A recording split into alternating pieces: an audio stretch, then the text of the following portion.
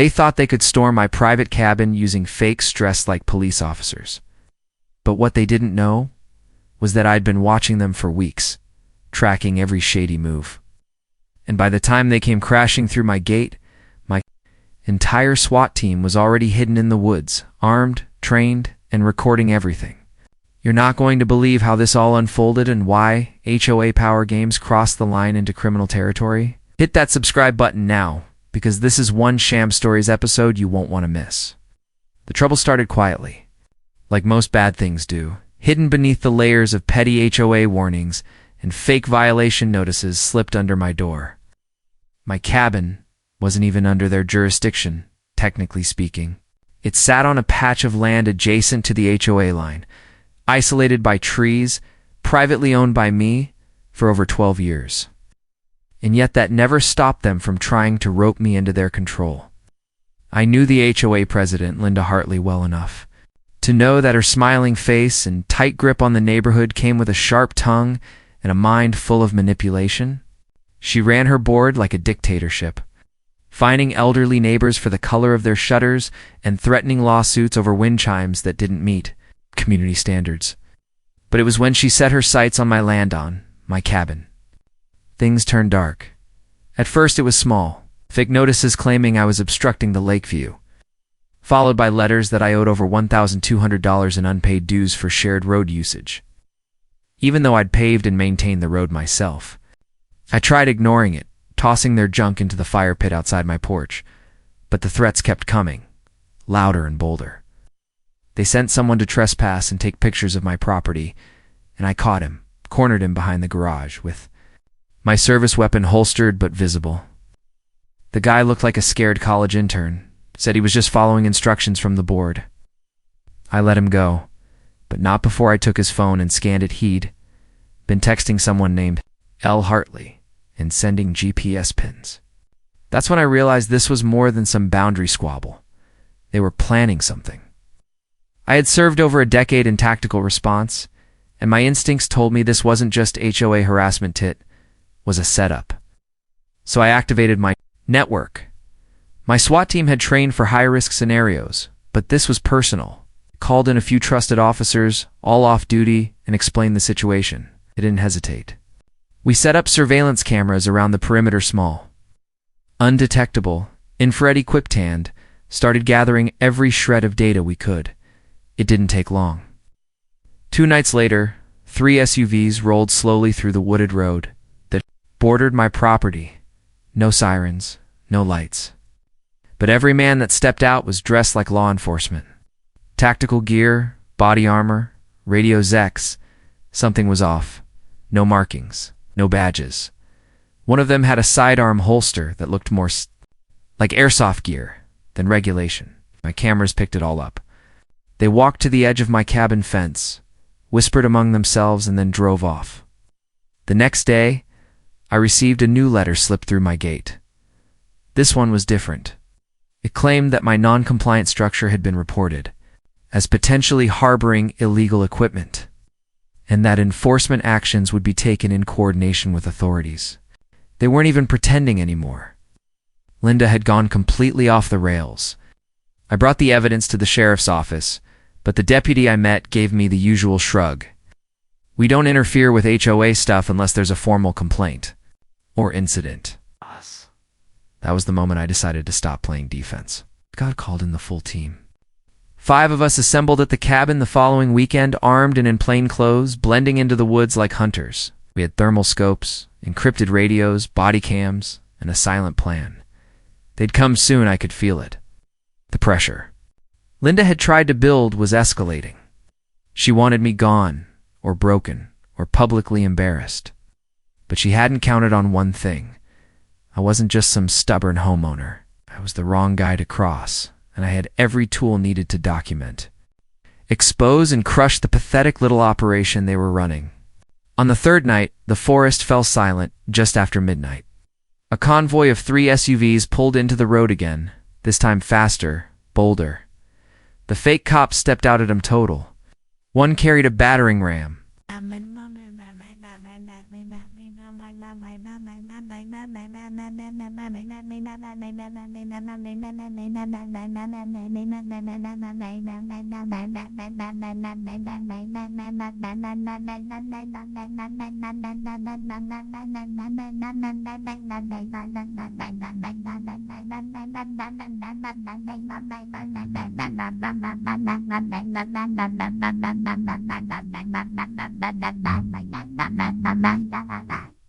And I words of jade in poise, old runners, wild, wise, why am a router, I'm a red dry, I'm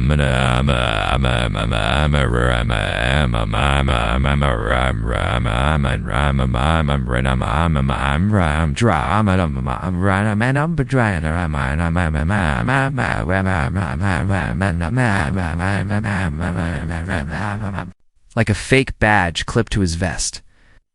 And then at the back I saw her, Linda herself, in a long coat, standing just behind a tree, whispering into a walkie-talkie. She had come to watch her show, expecting my door to fly off its hinges. My SWAT team split into positions. No sudden moves, no premature reveals. Yes. Waited, cameras rolling, radios quiet, breaths steady. I stood inside the cabin in the dark, pistol on my side, lights off, but recording everything through the front window. When the first fake officer stepped onto the porch and reached for the doorknob, I heard the sharp clack of a radio key and the quiet breath of adrenaline in my earpiece. Then the moment came. One of them kicked the door. Not hard enough to break. It just enough to test it. Then came the ram. First swing, second swing. Third door flew open. They rushed in. And in that split second, everything changed.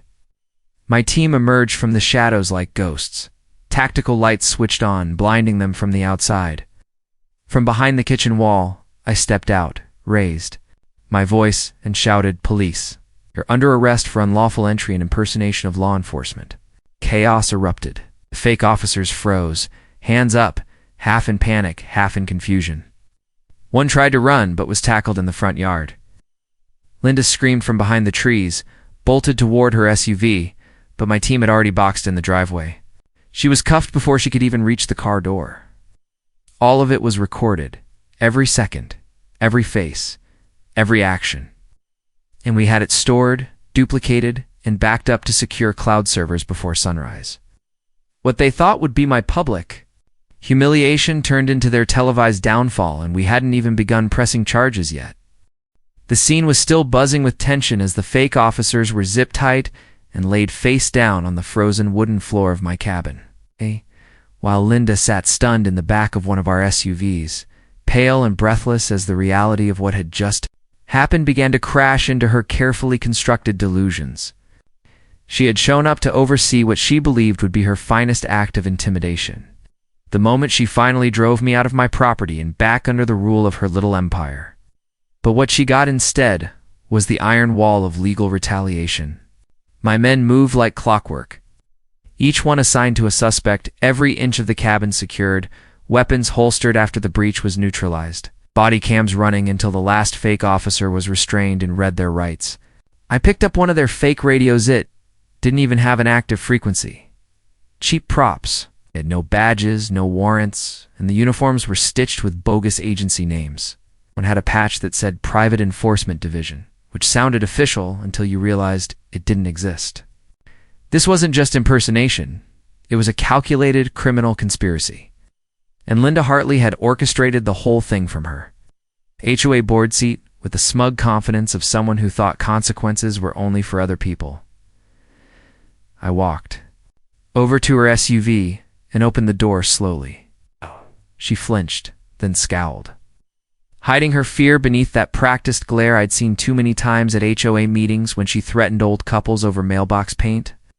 "This is a mistake," she snapped. "You assaulted a board-authorized inspection team." Her voice trembled. "They had every right to break down my door with a battering ram," I interrupted, holding up the footage on my phone. "To dress in fake tactical gear, trespass, and storm a private residence without a single law enforcement ID." Her lips parted, but no words came out. I leaned closer. "You didn't just break HOA boundaries, Linda. You committed federal crimes. You impersonated officers and facilitated an armed illegal entry into a home. You're done. She was transported with the others to the county holding facility. And by dawn, the sheriff himself was calling me asking for a full debrief. When I showed him the footage, he turned red with rage. "Why didn't you bring this to me sooner?" demanded, slamming the table.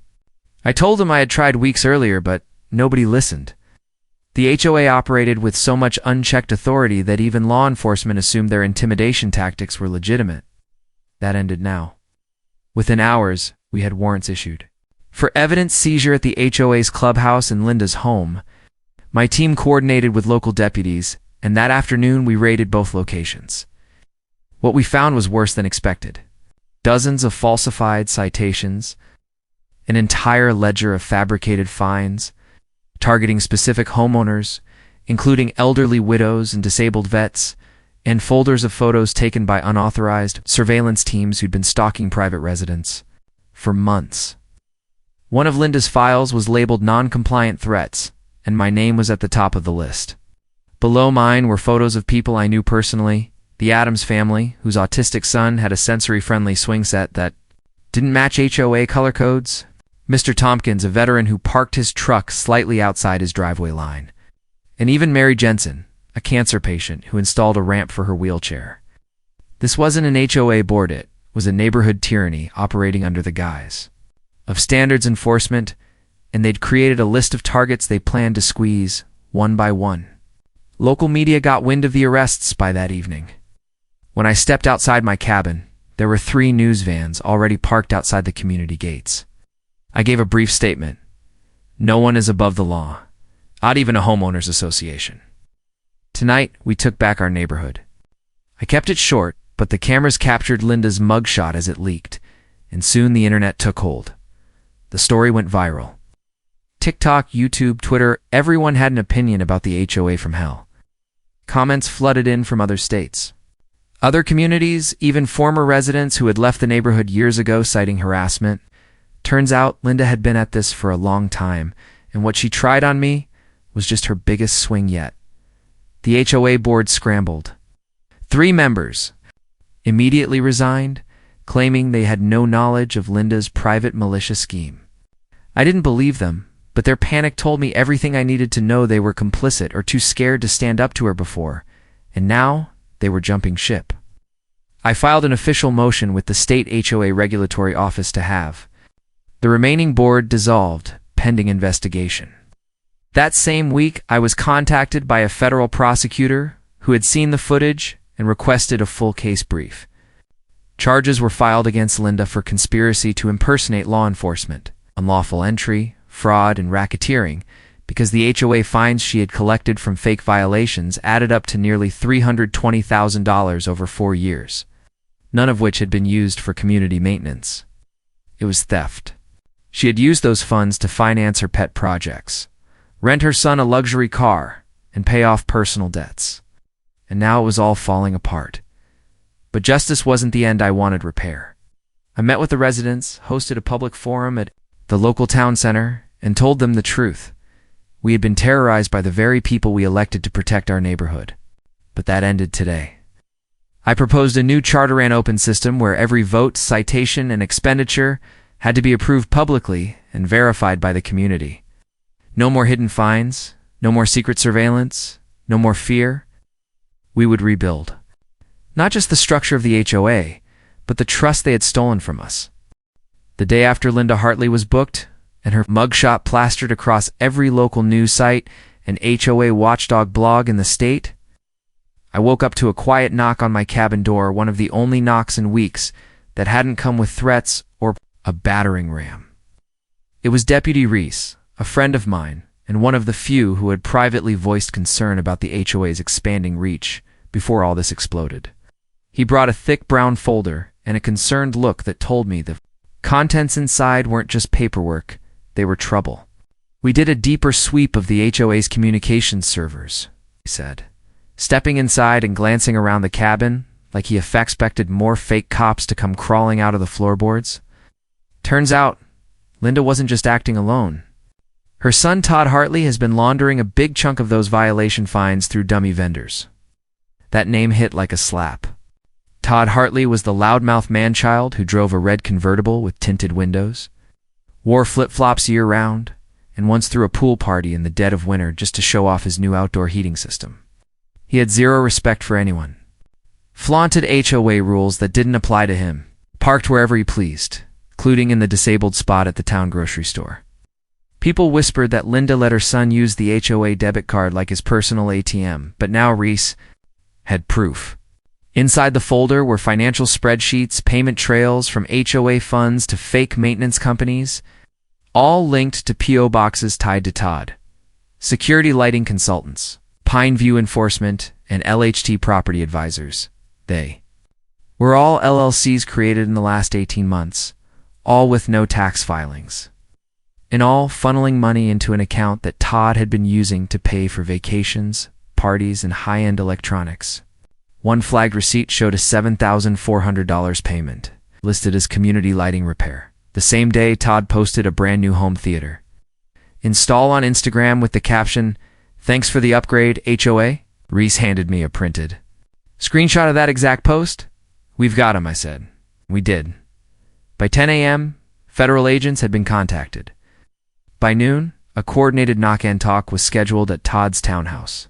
But Todd, in typical fashion, wasn't home. He was hosting a recovery brunch for friends in a private lodge rented out 2 towns over.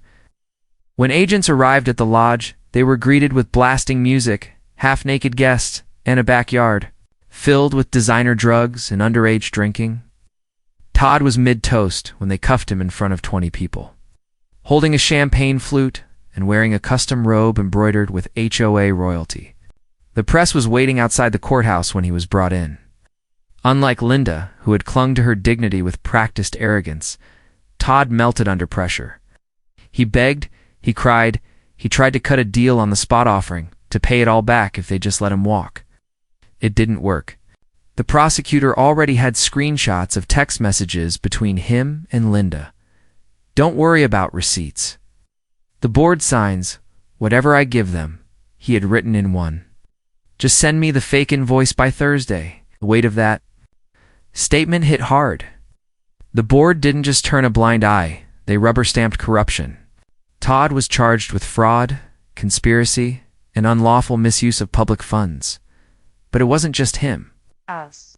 As Reese and I dug deeper, with the help of the federal team, more names began to emerge. HOA board members who had been publicly neutral, or just doing their duty, had actually been using HOA fines as side income. One had taken a payout to overlook construction violations on his brother's house. Another had accepted thousands in consulting fees from vendors that didn't exist.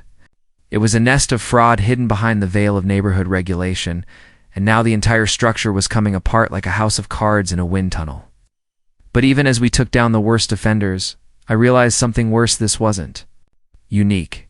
As the news spread nationally, I received hundreds of emails from people in other states, sharing eerily similar experiences. One woman in Arizona told me her HOA seized her backyard trampoline under the guise of safety compliance and fined her $8,000 before selling it at auction.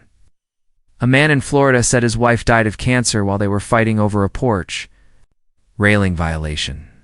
And dozens more described anonymous fines, fake violations, and HOAs that acted more like mafias than community managers. I knew then that our job wasn't done, not by a long shot. This wasn't just about Linda and Todd. This was about holding a system accountable that had long been allowed to operate unchecked. I met with the town's legal advisor and proposed a task force, one that could investigate HOA fraud across the county. I offered to lead it voluntarily, using my tactical background and the data we had gathered as a model. The mayor approved it within the week, called it CAS, E-Community, Accountability, and Standards Enforcement. Its mission was simple: protect residents, dismantle corruption, and ensure transparency. With my team in place, we started visiting nearby neighborhoods, hosting town halls, and explaining to residents how to spot red flags, missing financial reports, secretive meetings, unusual fines, unauthorized inspections. I taught them how to record evidence, how to demand documentation, how to organize resistance without breaking bylaws. It was empowering, but the real moment of redemption came when Mary Jensen, the elderly woman with the wheelchair ramp that Linda had tried to have torn down, approached me with tears in her eyes and said, "I finally feel safe in my own home." Again, that's when I knew we were winning, not just a legal battle, but the emotional war that had held this community hostage. The documentary team had barely finished setting up their lights in the makeshift studio inside my cabin before the emails started flooding in: lawyers, reporters, whistleblowers. Even a retired judge who had long suspected HOA overreach but had never seen proof so well documented and ironclad. The national media frenzy was building quickly, and soon, invitations to appear on major network talk shows began arriving. I turned most of them down. This wasn't about ego or attention, it was about fixing something that was rotting from the inside out. But when a senior legislative advisor from Washington, D.C. reached out, requesting that I testify before a bipartisan subcommittee reviewing housing regulation abuses, I knew that was the moment I couldn't refuse. With the blessing of my department and the full archive of evidence compiled by my SWAT team and federal partners, I boarded a plane to D.C. for the first time in over a decade. As I walked through the Capitol's corridors, I thought about every neighbor who had come to me crying, afraid, intimidated by citations and threats from a board that no one could hold accountable until now. I sat down in front of a semicircle of suited lawmakers, some skeptical, some shocked, and began to tell them everything. I walked them through the HOA structure as it was supposed to work, and how it had been manipulated by people like Linda. Hartley, I showed footage from my cabin's cameras of the fake cops breaking down the door. The moment Linda realized the SWAT team was already inside, the images of her mugshot side by side with the financial records her son Todd had used to fund his luxury life. Some of the senators leaned back, visibly disturbed. Others asked rapid-fire questions. One demanded we define immediate legislative pathways to prevent HOA boards from creating private enforcement or accepting anonymous vendor bids. When I explained how easy it was to create dummy LLCs and launder money through them under the guise of neighborhood upkeep, I saw pens scribbling furiously. It wasn't long before a proposal was drafted.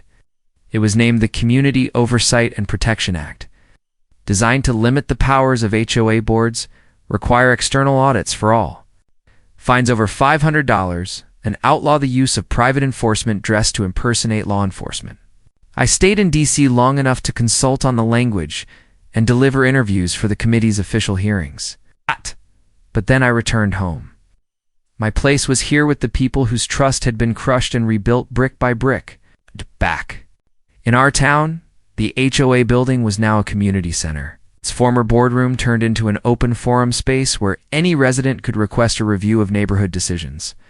The few remaining former board members had either resigned or agreed to publicly apologize and assist in restitution efforts, helping return stolen funds to affected homeowners. With the cooperation of the local judge and some redirected state grants, we formed a neighborhood restoration fund for people like Mary Jensen, whose ramp had been threatened, or the Adams family, who had nearly lost their special swing set. This meant not just compensation, it meant dignity restored. But the victories didn't come without backlash. There were still a few residents, those who had benefited from HOA favoritism or had been too afraid to oppose Linda, who whispered behind closed doors, calling our efforts overreach or too extreme. They feared we'd replaced one kind of authority with another, so I invited them in. I opened every meeting, every document, every ledger. We showed how decisions were being made now, with votes, with transparency, with proof. Slowly, even the doubters began to acknowledge that the past was broken and the future needed rebuilding together. Meanwhile, Todd Hartley's trial date was set. His attorneys filed motion after motion, trying to delay proceedings, arguing that his mother had manipulated him, that he didn't understand the legality of the vendor network, that he was just a puppet. But the screenshots, the audio recordings, and the footage said otherwise. The day he was finally sentenced, I stood at the back of the courtroom, arms folded, listening as the judge read the charges: fraud, conspiracy, wire transfers with criminal intent, 15 years, no parole. Linda's trial came shortly after. She tried to pull the victim card, claiming stress, mental health, and ignorance of her actions. It didn't work. Her sentence was 22 years federal, with a minimum of 15. Served, and for the rest of us, we finally breathed. One evening, I stood outside my cabin and looked out at the lake, peaceful and calm under the late summer sun. The same cabin they tried to storm, the same woods where my team had hidden in. Silence had now become the symbol of justice, not just for our neighborhood, but for communities all over the country. Our town had become a beacon, a case study, and even the subject of a federal grant exploring HOA reform across multiple states. And as the camera crews left and the headlines faded, something better took their place in neighbors, smiling again, talking over fences instead of hiding behind blinds, kids riding bikes without fear of being fined for sidewalk chalk, and people finally believing they could stand up to abuse and win. But the journey wasn't over. The momentum behind our task force, CASE, was building faster than anyone expected, and as more information poured in from local residents, disgruntled board members, and anonymous whistleblowers, it became clear that we hadn't even scratched the surface of how deep Linda Hartley's corruption really went. Our mission to audit the HOA's finances wasn't just about retribution. Anymore, it had become the linchpin for a regional investigation into one of the most elaborate fraud networks I had ever encountered in civilian life. I still remember. The day we cracked the core of the operation started with an unmarked envelope left in the town hall drop box, postmarked from 2 towns over. Inside were 4 USB drives, a single handwritten note that said, "If you want the truth, look at everything labeled Blue Ridge." That was the name of one of the LLCs supposedly contracted for landscaping services. In our house financial records Blue Ridge Maintenance Group, it had already raised flags due to the high volume of payments and complete absence of physical presence. I handed the drives over to our forensic IT tech Logan, and within hours he was calling me with a stunned look on his face. "Chief, this isn't just a dummy company. It's a front for a network of shell entities across 5 states. He said, spinning his laptop toward me. On the screen were directories of transaction logs, offshore transfers, internal board emails, and ledgers tracking fake contractor agreements signed not just by Linda, but by dozens of HOA board leaders. Throughout the region, Blue Ridge wasn't the only name they had. Variations like Ridge Blue Services, BR General Supply, and even a fake tree removal crew called Ridge Arbor Solutions. All of them led back to one central administrator account, logged under a corporate server registered to a law office in Nevada. The same office had filed Linda Hartley's HOA board incorporation paperwork 5 years earlier. This was no coincidence. We forwarded the evidence to the FBI, and that's when the real floodgates opened. Within 3 days, we were working in partnership with a federal fraud investigation team based out of Richmond. They had been chasing similar trails, trying to piece together how dozens of mid-level HOA boards across state lines were all issuing large payouts to invisible vendors, filing them as community maintenance, then rerouting the money into shadow accounts. Now, with the data from our town, they had the smoking gun-timed receipts, emails, signatures, and a direct link to a central architect. But the twist that dropped jaws came when one of the FBI analysts cross-referenced the company registration records with campaign finance data. Turns out, a former county official who had helped Linda push through HOA Enforcement Authority upgrades 3 years ago had received donations from the same LLCs tied to Blue Ridge. This wasn't just HOA greed, it was institutional corruption, and Linda was at the heart of it. Even behind bars, she had tried to have evidence moved, documents destroyed, and files wiped from servers using a burner phone smuggled into her cell by a former HOA contractor posing as legal aid. Luckily, the plan failed, and the contractor was arrested before he could carry out the data destruction order. But it proved how far she was willing to go to protect her empire. I met with federal agents and helped compile a full prosecutorial timeline showing how the HOA's overreach escalated year by year. From harmless fines about lawn height to unlawful surveillance, financial extortion, and finally impersonating law enforcement. The piece de resistance was a set of internal HOA board meeting minutes. marked confidential, in which Linda openly proposed privatized enforcement teams to handle community compliance issues with minimal outside interference. That was code for fake cops. She had written it down. We had proof she intended to bypass local police and stage her own inspections with hand-picked enforcers. When this information became public, the community response was explosive. Rallies formed, residents demanded the HOA board be disbanded entirely. Lawsuits were filed, some retroactive for harassment, emotional distress, and fraud. I gave another public statement outside the now-shuttered HOA clubhouse. This is not just about one bad board president. It's about giving people their homes, privacy, and rights back. Ow. We will never let this happen again, okay? And I meant it. With the federal indictments issued, we transitioned our CASE task force into a permanent oversight body, available to assist neighboring communities. We created a database of flagged HOA vendors and shared it freely with municipalities and homeowner organizations. But the story wasn't over. I received a private message on my secure line from a contact in Georgia who had been tracking a similar pattern of enforcement squads, posing as police and showing up at cabins near private lakes, often retired military homeowners who had been too stubborn or proud to report the incidents. My gut turned cold. This wasn't just Linda's idea. She'd copied it from somewhere or someone had shared it with her.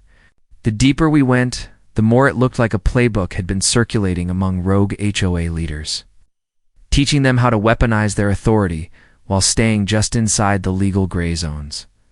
I called for a national audit. We needed this story to go even wider. I reached out to a documentary team that had been covering corporate abuse scandals, and after they reviewed our footage, they immediately flew in to begin interviews. We spent hours retracing every step, from the fake cops at my door to the jailhouse phone intercepts and the unraveling of a multi-state fraud web. The public needed to see not just the downfall, but the anatomy of control, the slow, calculated way HOAs could become criminal networks if unchecked. Just when the dust had begun to settle and the town was finally finding its rhythm again, I received a plain white envelope in my official mailbox, no return address. No postmark, just my name, handwritten in shaky block letters. Inside was a single printed photograph and a folded note. The image showed a familiar figure, slightly blurred but recognizable, shaking hands with a man I knew from a distance but couldn't quite place. The note simply read, "The real architect didn't fall. Look deeper into Linda's original charter." My pulse kicked up as I stared at the photo. The second man's face, it looked like Franklin Ames, a retired city official from the Planning Commission who vanished quietly from public service 5 years ago. Right around the time Linda's authority expanded and the Blue Ridge Shell companies first came online. He had been the one who approved HOA zoning overrides, pushing through controversial measures allowing private community security under special classifications. If he was involved, this rabbit hole went deeper. Then fraud went into civic manipulation. I called Logan, our forensic tech, and within a few hours, we dug into archived email chains between the county zoning board and early HOA applications filed under Linda's leadership. Sure enough, buried in the metadata of a scanned PDF from 2019 was an embedded revision history tag listing Franklin Ames as the original drafter before it was edited and uploaded by Linda herself. That meant he wasn't just a consultant, he was the engineer of the HOA's aggressive policy transformation. I pulled up property tax records and saw something odd. A corporation named Bayfield Advisory owned 3 residential lots within our community. Guess who signed the purchasing paperwork on their behalf? Ames. Even more disturbing was that none of the lots had visible development. They were listed as community green space, exempt from property taxes under HOA classification. In other words, they were land-holding shells tucked away to hide investments. I immediately informed our FBI contact, who took the photo, the files, and our findings to their special fraud division. Within days, a background investigation was launched into Ames' financial ties. What they found stunned even the agent's multiple trust accounts in the Caribbean, a private security firm listed in Belize, and communication logs suggesting that he had trained HOA leaders across the country on how to implement proprietary enforcement structures within their communities. Linda wasn't the first. She was the loudest. Ames had coached her, funded her early campaigns within the neighborhood board, and even attended strategy retreats under aliases to keep his name off official documents. The man was a ghost with a blueprint. But here was the problem: Ames had vanished. No active address. No banking trail after early 2022. His last known location was a coastal estate in the Florida Keys. But the property was empty when agents arrived. He had burned everything. It wasn't a dead end, though. Former HOA board member from a nearby town came forward after hearing the news. She had attended a private seminar in 2020 on modern community governance, hosted by a man using the name Craig Delano. But she confirmed from our photo that it was Ames. She provided a USB flash drive with audio from one of the sessions. The man on the recording said, "The best control is silent control. Build it into the bylaws. Make the abuse look like structure." That quote alone sent chills down my spine. This wasn't just about our town anymore. Ames had created a system that had been replicated in over 40 communities across 6 states, each with eerily similar problems: escalating fines, weaponized enforcement, privacy violations, and residents too scared or disorganized to fight back. Oh. I knew then we had to take this national. I held a press conference on the steps of the town hall, joined by federal agents and a coalition of legal advocates. We unveiled the hidden network, a coordinated investigation into the exploitation of HOA frameworks for personal and political gain, revealed the connection to Ames, the shell companies, the policy workshops disguised as civic seminars, and the offshore money trail.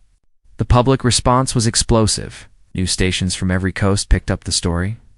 Former HOA presidents resigned overnight.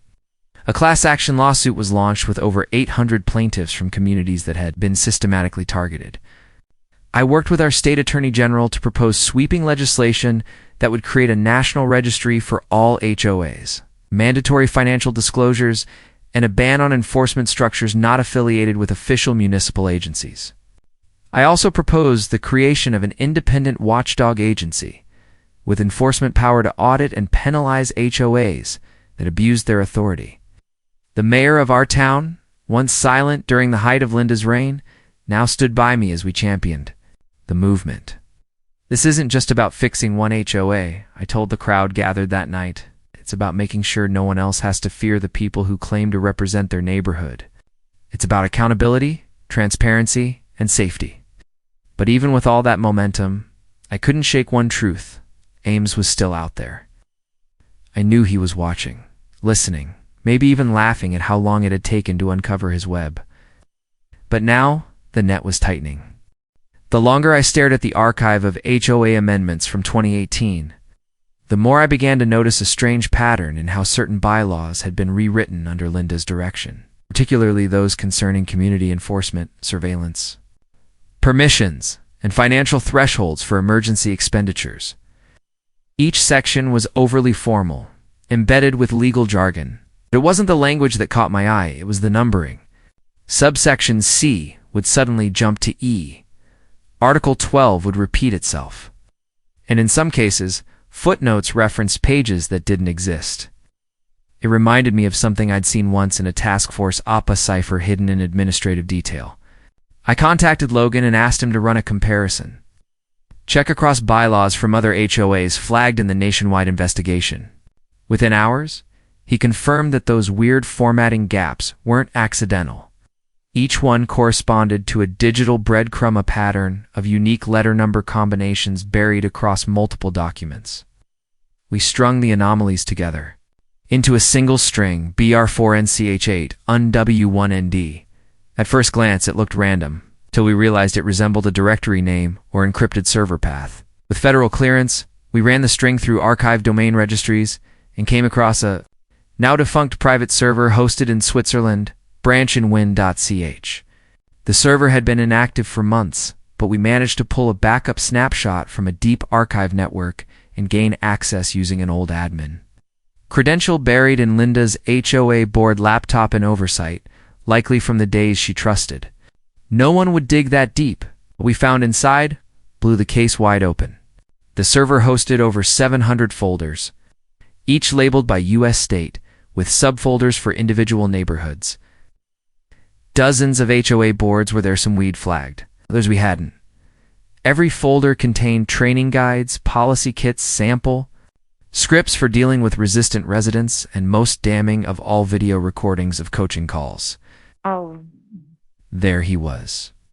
Franklin Ames, or Delano, speaking on Zoom calls under various aliases, delivering virtual seminars to HOA boards across the country. He was always masked in shadows, but the voice was the same cadence, the same phrasing from the USB we'd received earlier. In one clip, he stated plainly, the goal is influence without visibility. Once they fear citations, you control their behavior. I felt sick watching it. This wasn't HOA mismanagement. It was behavioral engineering. Ames had constructed an entire underground consultancy around manipulating community governance. He wasn't just cashing in. He was experimenting with how much power could be wielded through non-governmental enforcement under the appearance of neighborhood regulation. And he'd been doing it for years. I compiled the evidence into a master file and sent it to every federal contact on the case. But I also knew we had to take public action immediately. I called a town-wide meeting at the newly formed community center and broadcast it on local channels. Hundreds of residents packed the hall and thousands more watched online. I showed them everything, how Linda's regime was just a chapter in a much larger playbook. How our HOA had been a testing ground, and how their silence had been manipulated into permission. The crowd was stunned. Some gasped. Others cried. A few had to leave halfway through, unable to stomach the betrayal. It ended with a single promise. This will never happen again, not here, not anywhere. We established the Community Freedom Coalition, an alliance of local leaders, former victims, legal scholars, and cybersecurity experts committed to monitoring HOA activity nationwide.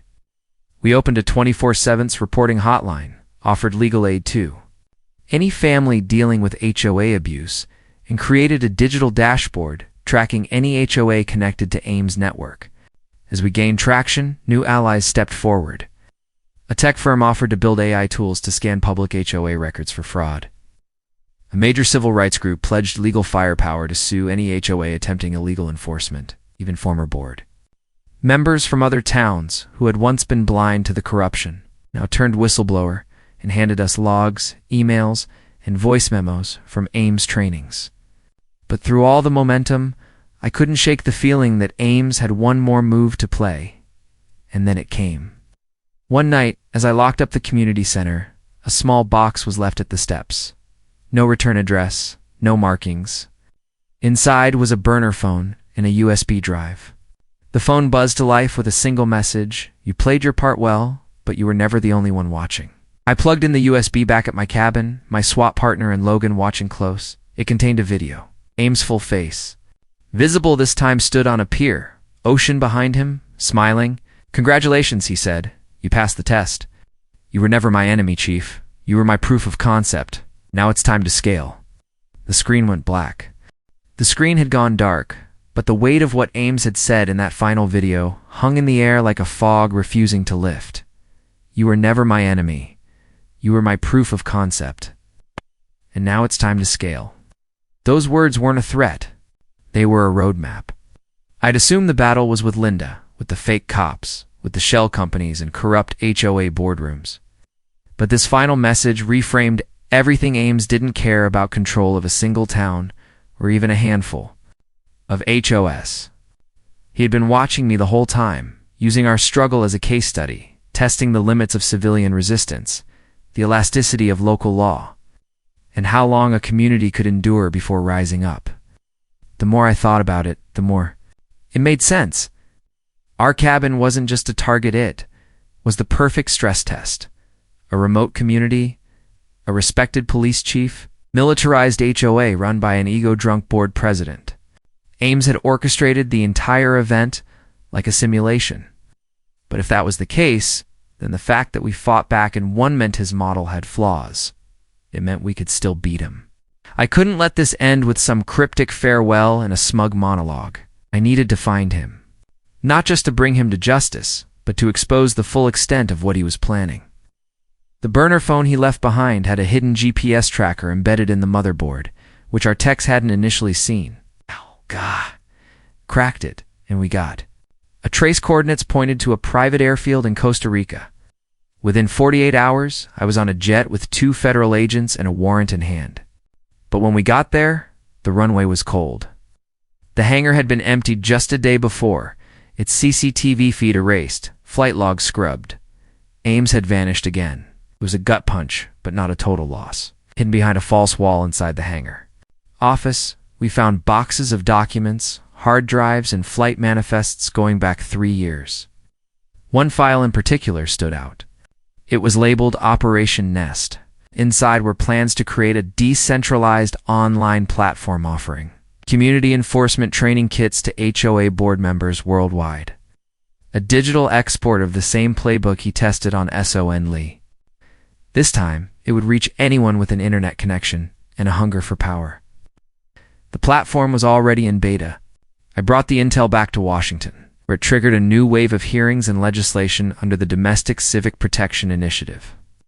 With bipartisan support, we passed the Community Governance Reform Act, lawing private HOA enforcement bodies, requiring HOA board background checks, and mandating third-party audits for all communities with budgets over $100,000. But the bigger victory came with the launch of the National HOA Accountability Task Force, staffed by a coalition of law enforcement, financial auditors, and civilian advocates trained specifically to detect and dismantle fraud-based neighborhood control systems. We became the firewall Ames never expected. At home, things changed too. The cabin, once the focal point of invasion, became the headquarters for a nonprofit dedicated to HOA abuse victims. We offered legal aid, tech protection, and policy advocacy. Across the country, residents from every state sent letters of gratitude. Some even came to visit the cabin that helped spark the national fight back. A memorial plaque now sits on the steps where the fake cops tried to break down my door. Reads, "Here stood resistance when the law forgot its people." But even with the victories, I know this isn't the end. Ames is still out there, and others like him will try again. Maybe not with HOAs, but with new systems, new disguises. The fight for fairness and freedom doesn't end with one victory. It demands constant vigilance, fearless voices, and people who will never let power go unchecked. So if you're watching this and you've ever felt powerless in your own neighborhood, remember our story. Stand up, speak out, organize. And if you need backup, we'll be there. You're not alone anymore. This is Sham Stories, and if you want more true stories of justice, revenge, and people rising up against impossible odds, hit that subscribe button now. Your support helps us keep these stories alive. Don't miss the next one, because the war against corruption is far from over.